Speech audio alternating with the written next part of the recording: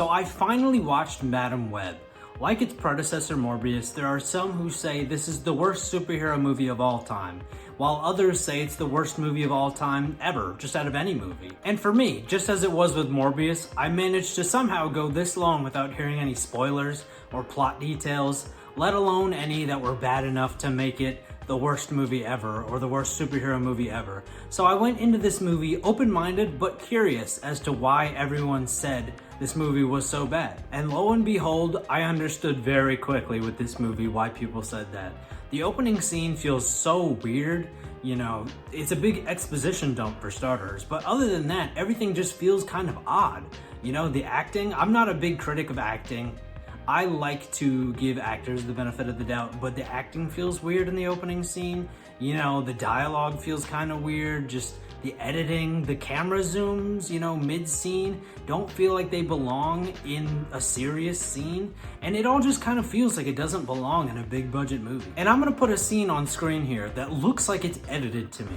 A walking scene where it looks like he just walks in place for a minute. Maybe it's an illusion, maybe it's just the way that it translated to camera, but it just really looks edited. Something just doesn't look right. I replayed this scene about 5 times when I was watching the movie, just trying to look at it to see if I was going crazy or not. I haven't seen anything about this. I haven't heard anyone talk about an edited walking scene in this movie, but am I going crazy or does this look edited? When I'm watching something and I'm taking notes, I'm doing it as it's happening. So I'll pause for a second if there's a scene I want to reference later and I'll write down a little note. At this point, I wrote down that I wanted to reference the pool birth scene where the guy who's delivering the baby looks like he's not saying what we're hearing. She will come back when she needs answers. And when she does, I will be here for her. And that was before I realized that there's a lot of that in this movie. I don't know if this is actually an instance of that or if it was a creative choice because it's supposed to be, you know, a mystical experience or a psychedelic experience or whatever it's supposed to be. But I kind of just took that as a choice whenever it happened. But now I realize that there's just so many times in this movie when that comes back around. I was thinking I was gonna bring that up at this point and just, you know, make it a talking point, but we get it a lot more later and a lot worse. So I'll just push that down the line and we'll get to that. Skipping forward to the ambulance scene that happens directly after the opening when we first meet Cassie. This is when I realized that I was going to lose my voice with the amount of talking I'm gonna do about this movie. The scene tries to play as like a medical emergency. We're ducking and weaving in traffic in an ambulance, and you know, we've got someone in the back who's in critical condition or whatever, you know, and it just doesn't feel right. Again, the editing is so bizarre. A lot of quick cuts. They're trying to portray it as like super fast paced or whatever, but it just doesn't fit because the acting doesn't fit. The acting feels like we're out to lunch, you know? It feels like we're super calm. It feels like we're not in any emergency. And so it just doesn't feel right. The whole scene is off. The editing is super choppy. It doesn't feel like it belongs in this kind of movie. I don't know. It keeps throwing me for a loop. This is 210 with a 42-year-old female, code 3. Cassie, I lost the pulse. I'm starting compressions now. Ben, what are you even doing back there? And now, whenever we get the patient to the hospital, I groaned internally a little bit because the patient is in the hospital now and the nurse comes up to Cassie and Ben and says, she's gonna be okay. And Cassie says, who? What do you mean who? Who do you think? Are the writers okay? What is... Let's just move on from that scene before I, you know, die. The very next scene bothered me as well though, because the very next scene, Cassie and Ben are in the little break room eating their Chinese takeout, and as someone who's had to pretend to eat on set many times, I hate noticing when an actor is not really eating food. I can tell in that scene that they didn't eat anything, and I really wish they would have just had, you know, real Chinese takeout for them to eat because it looks so much more real whenever it's just boom in your face, you know, focal point of what's happening. You know, that bothered me, sorry. I think at this point I was already thinking to myself, what could they possibly do next that's just bizarre? And then we get to it, you know, the villain's dream sequence, his little vision, the thing he dreams about every night with the 3 spider women coming to kill him. it looks like a fan film. I don't understand where the budget went with this movie. I honestly, I have no explanation. None. And it was at this point that I realized that a lot of the villain's lines are also not matching his mouth movements. And, earlier I thought maybe it was a choice, whatever vibe they're going for, mystical, psychedelic, water birth vibe. I thought it was intentional, but no.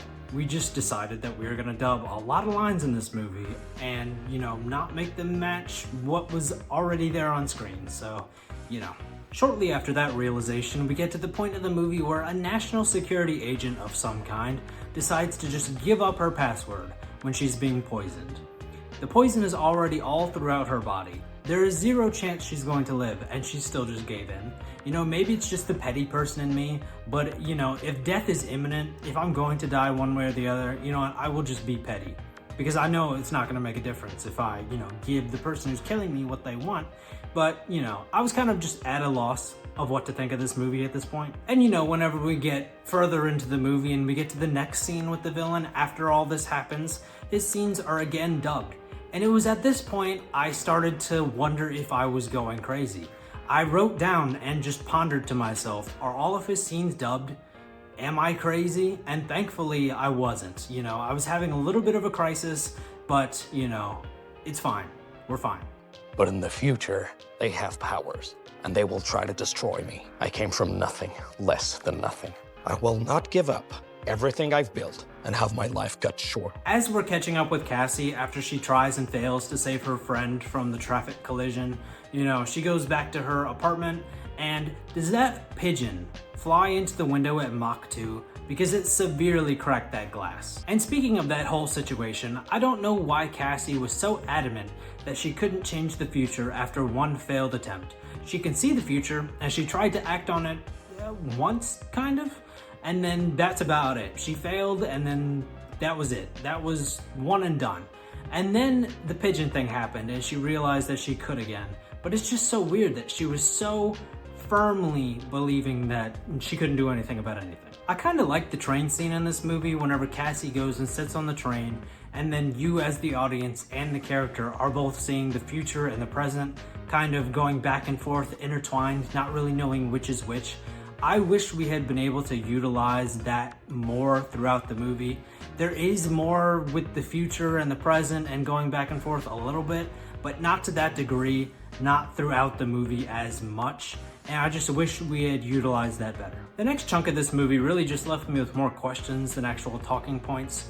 For example, if we're gonna steal a taxi cab, what's the point of prying off the license plates if we're just gonna leave them on the ground in front of the taxi cab? That doesn't make any sense to me. Or here's another one. Who goes to a diner and then sees a group of people that we don't know? Look, I get it. We're, teenagers and, we see some other teenagers, but still, who's gonna go stand on top of a table and start dancing? I've never seen that ever. I know that movies aren't realistic, but, as a person who lives in the world, I've never seen that as a kid, not as a teenager, not as an adult, not at McDonald's, not at Waffle House, not at anywhere. So, that it says something that's what broke my suspension of disbelief. Again, like it was already broken, but again, it re-broke during that scene. So when Cassie gets back and realizes that everyone wandered off to a diner, she gets a premonition of Ezekiel going to the diner to kill them. In that vision, Ezekiel enters the diner and goes for the kill on a random guy sitting in a booth before he goes for his actual targets.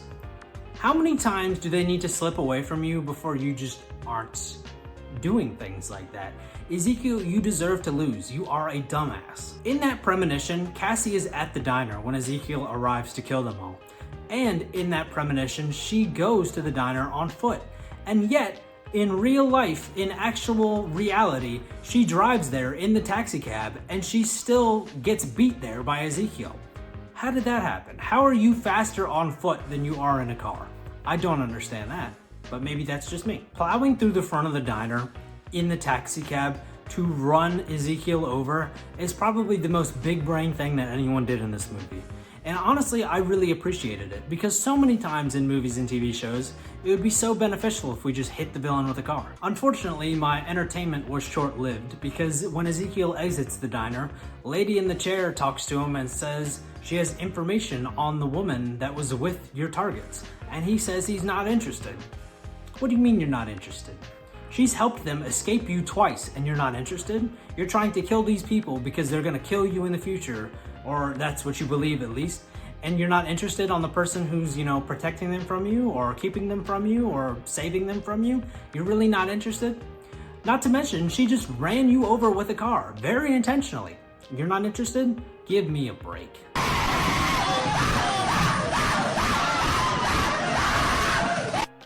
This movie honestly is a roller coaster of emotions, highs and lows, my utter happiness to my utter despair. Fortunately, after all those shenanigans, we hit the villain again with another motor vehicle. We hit him with an ambulance mid-air. Forget everything I said up to this point.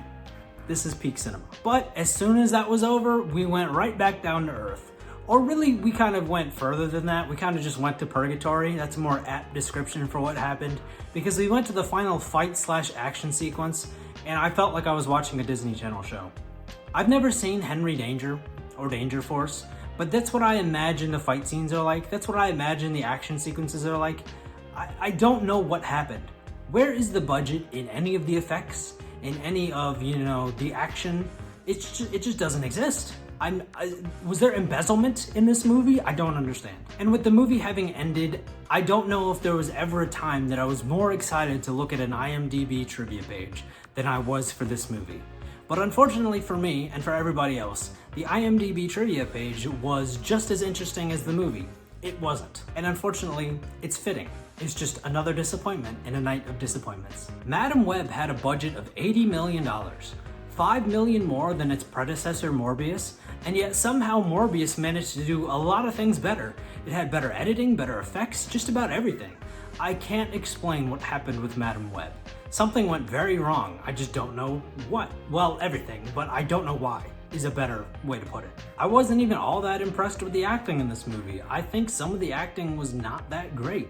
I think that not all actors in this movie did bad, and not even the ones that didn't do great didn't do bad at all times, but I think generally, overall, the acting just wasn't great. Usually when I'm doing reviews, whether it be a movie or a TV show, I like to go into the cast and talk about who I think did a good job or who I recognize from another role and this or that.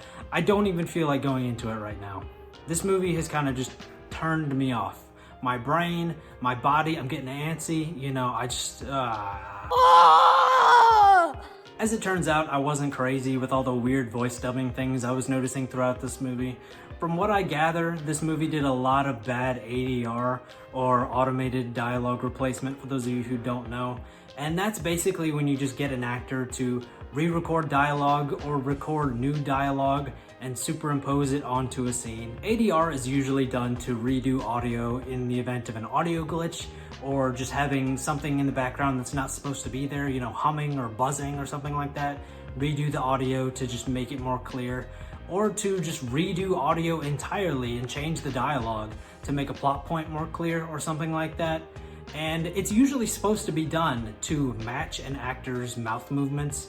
You're not supposed to change the dialogue to the point where it doesn't fit, and this movie somehow managed to do that. You're supposed to still be able to look at the actor's mouth movements and, this new dialogue, if you're changing the dialogue, should match that so that audiences don't get thrown off, they don't get taken out of the illusion.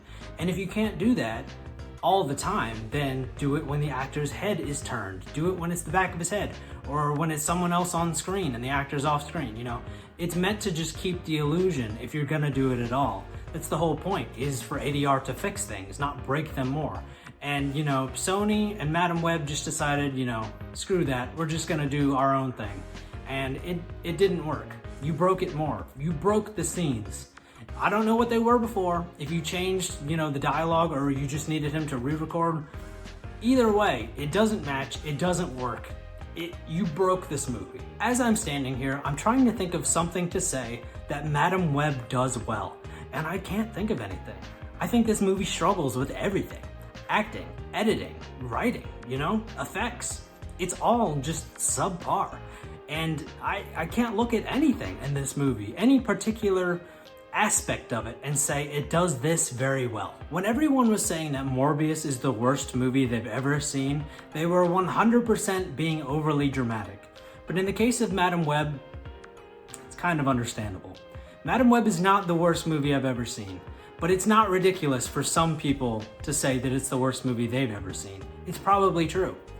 Madam Web might be the worst superhero movie I've ever seen, and if it's not, it's the worst one I've seen in a very long time. I honestly don't know how Sony thought this movie was ready to release. I don't know how the executives sat down and watched this and thought that it would be a success. There's so much more I could say about this movie, but I really need to just wrap it up.